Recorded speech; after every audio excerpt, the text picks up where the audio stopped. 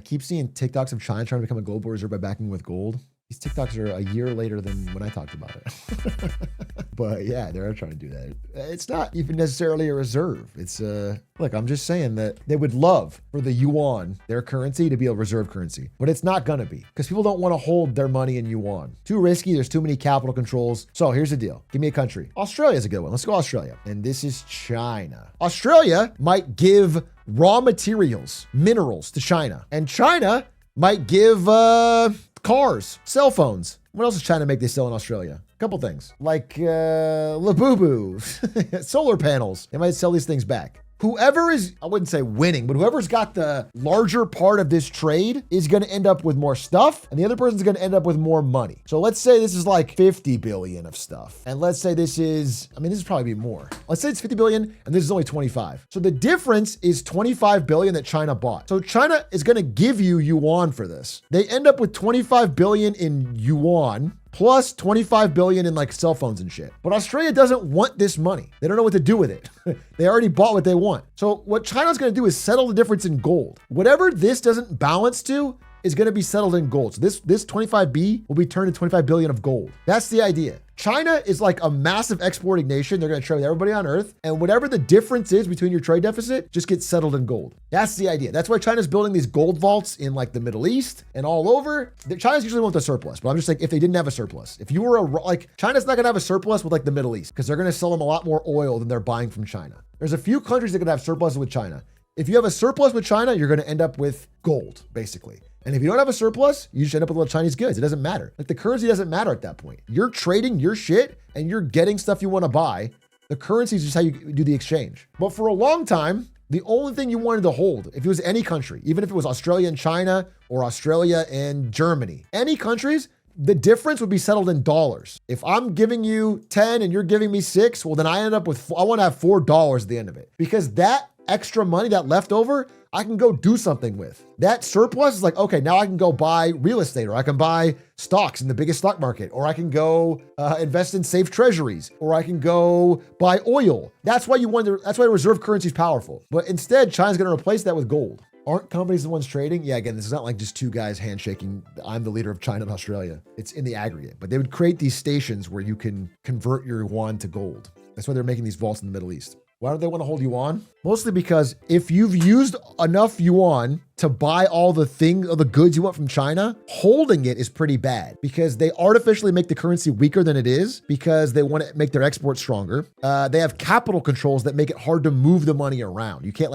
get it in and out of the country easily. There's a lot of restrictions China puts on their currency that make it a not attractive thing to hold. Make it like one of the dirtiest shirts, you might call it, in the laundry when it comes to currency. China understands this and is like making it, okay, any risk you take with yuan, you can just convert it to gold. Is weakening the dollar even that bad by domestic manufacturing competitive exports? Yeah.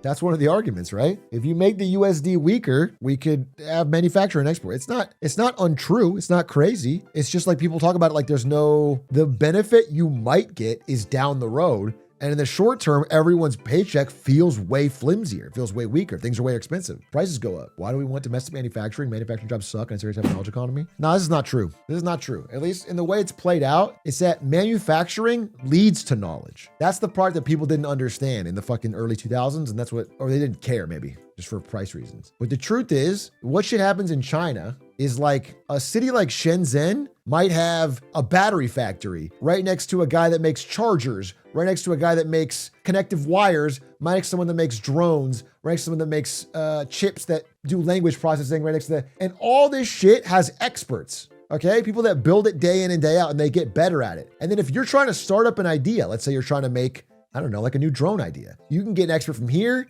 You can attach the latest battery from it. All this shit is so close that it creates these nexuses of innovation, really, of progress. You can make a better vacuum, like whatever you're trying to make, the manufacturing creates the process knowledge. And so when you ship that off and then it all ends up here, the immediate impact is that you save money. But long-term, you've lost all that process knowledge. Now it's like, even if you wanted to make one of these factories in America for some things like this, like if you want to make a drone factory in America, you don't have the expertise. You don't have the guy that knows you don't have the wing manufacturer, the battery guy, all that stuff from different companies is all nearby. And so that's like the thing you want to recreate. That's why you need manufacturing. And if you don't have it, you end up falling behind in everything.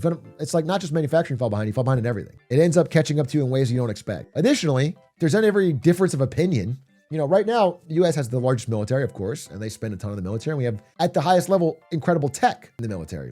But USA goes through military contractors, let's say like Northrop Grumman or Raytheon or whatever. These guys squeeze out a huge amount of their, they have a massive margin they make. And even their highest tech stuff, which is unique to the US, one level below that, they're outsourcing everything to China. And so right now, like literally you can see that like out of 100 things made in the military, there's like 80 that the process is traced back to China. And so if there were a conflict, these factories get cut off, and that's fucked. Like that, then suddenly you can't make the basic things. You can't make a huge amount of drones or bullets or a lot of like the basic shit that you need to make is all been outsourced or the minerals that go into missiles. It's all sourced in China. That's the problem that they're now realizing and why they're panicking. And I'm not saying, I've always said from the beginning, if the Trump tariff plan was, I don't even say Trump because he can't do this in any world because he doesn't have the fucking diplomatic experience. But let's say the plan was like, hey, we're going to contact all of our long-standing allies in NATO, in Europe, in Japan, in Korea, in Australia, these people that make up 80% of the world economy. We're going to collectively form some sort of trade bargain that has a low percent tariff on rare earth mineral export things from China, like 3%. And we're all going to be part of the same deal. This is USA plus Europe, plus Japan, plus Australia, plus everyone, okay? We're gonna do 3% on Chinese rare earth stuff just to make it more attractive to take it out of the country. And then every year we're gonna up that by 1%. It's gonna go 3 to 4 to 5, just to slowly make a strong, stable incentive to like reshore some important manufacturing. This would have worked. This would have been incredibly strong and powerful. And Europe would have liked it too. Like for all the fucking shit we've started with Greenland, Germany as example, but many European countries, we're exporting countries that are now like freaking the fuck out because China's undercutting them on everything. Like if you were just smart about it, it would have been a win-win. Europe wants it, Japan wants it, Korea wants it, America wants it. Like all these people would like to maintain their own factories and their own, but all of them now are getting cooked because Trump pissed off everybody. Trump can't even get along with Canada. Yeah, it's crazy. I mean, literally crazy. Canada should be like America's closest ally, and Canada like has infinite raw materials, and it would be a win-win to have a close economic alliance with them. It's just crazy. It's so ridiculous. Why should all those countries take L's for the US? You're totally misreading it. Those countries are taking L's from China and the US. If the US offered them a win-win, it would be way better. Right now, the way it's headed, the entire like pharmaceutical industry, chemicals industry, car industry, all this shit in Germany, for example, is like going to zero. Their energy costs are higher than China's. All of those jobs are going to be gone. In a world where like, hey, we could maintain some sort of system, they could have done a 3% global tariff on China and like tried to reshore some of this shit. But they didn't. And now they're fucked. And now everyone's getting cooked because Trump can't make a friend with anybody.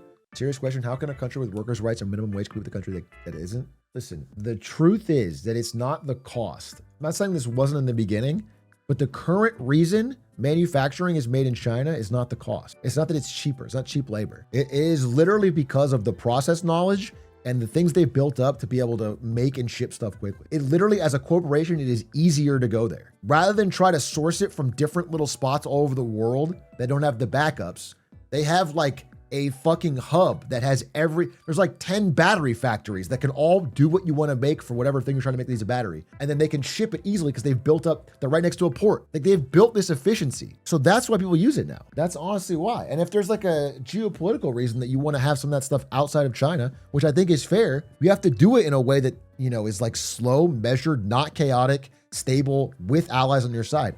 Again, like we have these tariffs on China.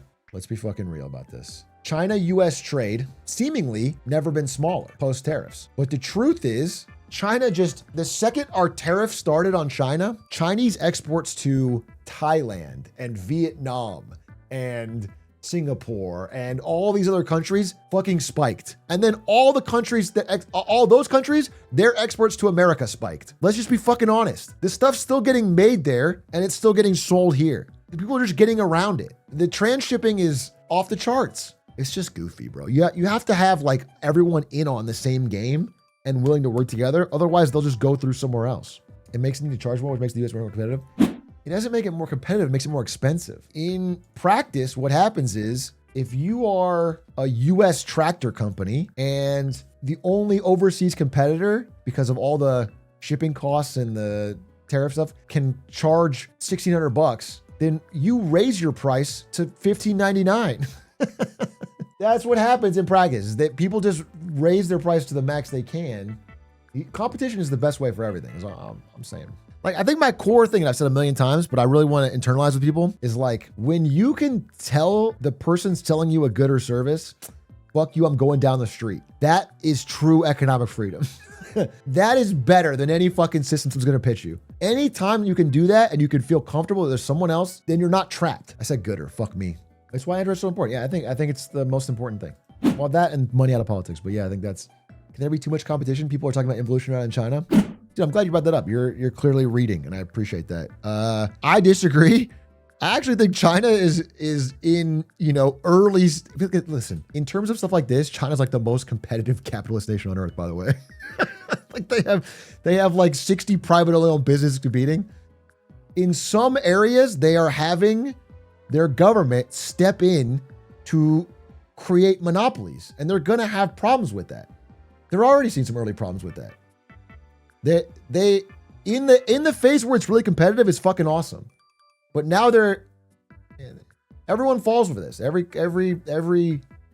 But they are literally complaining. Like in China, they're complaining about too much competition in some areas. Competition for delivery apps. That's one of the areas they're trying to have it in. Literally, like, I'll just tell you something. Like, for example, I own some Alibaba stock. Alibaba stock popped. Here, I see China. Like, my stock went up because China was trying to stop price wars for food delivery, which was making it like incredibly cheap. Like they all it did was make more money for Alibaba.